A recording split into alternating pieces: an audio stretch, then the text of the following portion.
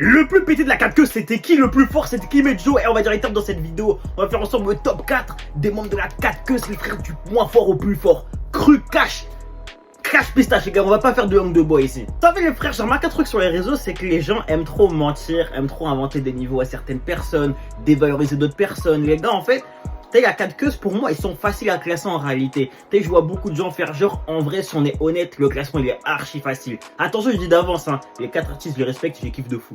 Je les kiffe de fou, les gars. Cependant, faut dire les termes, s'il vous plaît. Le moins fort, les gars, c'est évidemment Jeffy. On va même pas faire semblant, s'il vous plaît. Alors oui, Jeffy a eu des pics où il était vraiment boosté, genre des couplets archi méchants. Et ça, je suis assez d'accord. Surtout sur les feats, surtout quand ils étaient en feat, je trouve que Jeffy, il s'est transcendé. Mais dans la globalité, c'est clairement le moins fort. On va pas mentir, les gars, s'il vous plaît. Ne réécrivons pas l'histoire. Troisième position, les gars, c'est pareil. Y a pas trop de débat, c'est pour HK.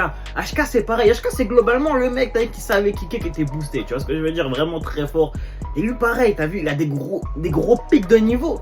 Mais globalement, les gars, moi, je vais être tout à fait honnête. Y a pas tellement de débat. Il est troisième et il n'y a même pas de débat en réalité, lui-même il le sait. Même si j'avoue qu'en fait, Jeffy HK maintenant avec Jerkly, il y a peut-être un débat finalement. Ah, il y a peut-être un débat en fait. Deuxième position, les gars, là en fait, ça va être un peu plus difficile.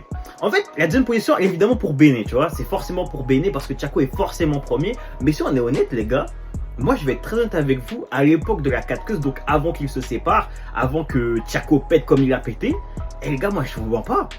Je pense qu'avant MD, j'avais vraiment une préférence pour Béné. Hein. Moi, genre, j'étais à base de Béné, c'est le plus fort.